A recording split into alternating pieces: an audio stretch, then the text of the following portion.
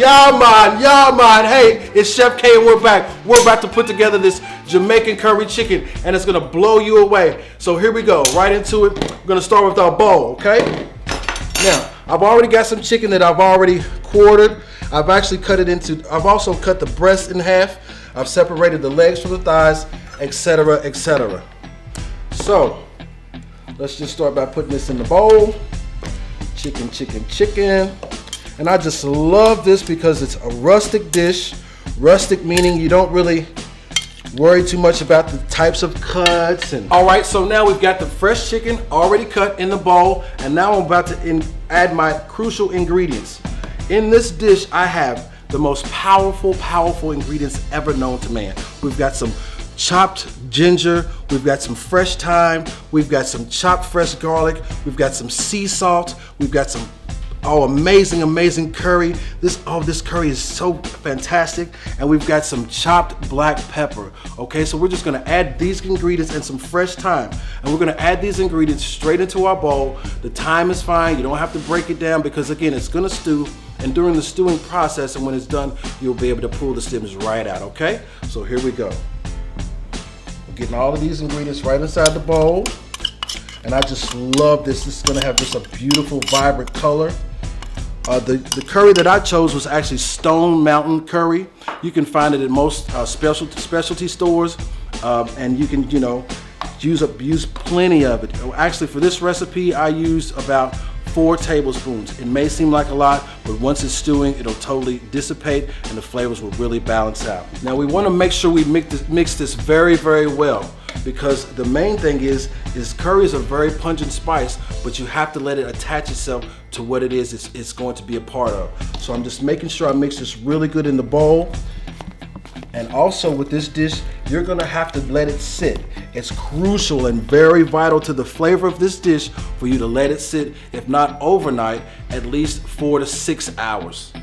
Okay, and the reason you wanna let it sit again is for all of those flavors to come inside of the chicken and begin to just penetrate that flesh and get really down to that bone, so when you bite into it, you can taste Jamaica.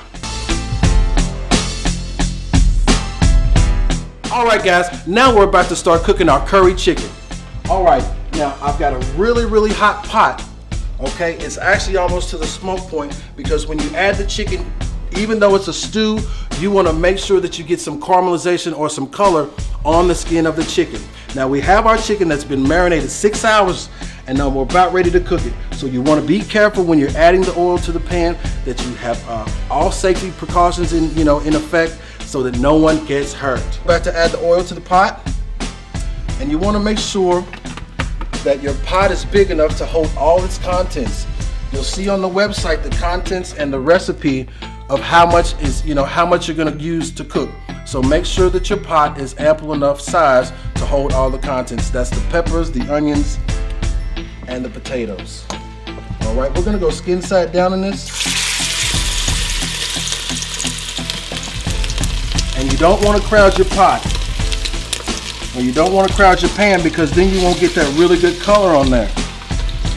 Because it's important in caramelization not to crowd the pan, because what happens is it brings down the temperature of the cooking vessel and it won't get the color that you need on it. As a matter of fact, I'm not even going to add all of this chicken, because it'll crowd our pan too much. All right. Now we've got that going. We've already got that awesome color popping off already. And don't be afraid of the color. Don't be afraid of the heat. Don't be afraid cooking. As long as you've got your oil and your flammables out of the way, everything will be fine. Just go ahead and keep it cooking.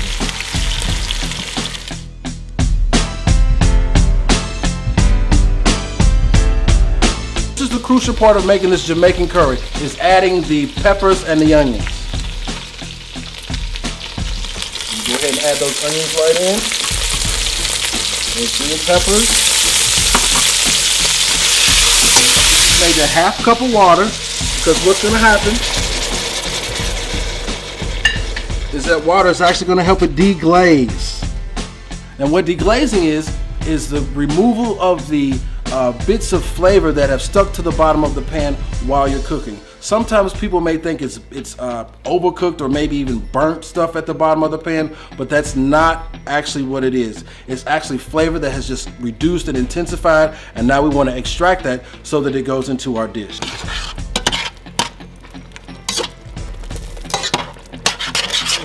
All right, guys, now what's really crucial about this dish is the cooking time.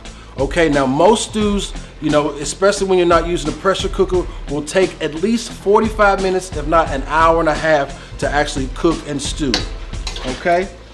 Because what's going to happen is those peppers and those, how you know that a stew is really stewing is because the peppers and the onions actually begin to break down. They begin to dissolve, and that will turn that little bit of water you added to the pot into a fantastic sauce.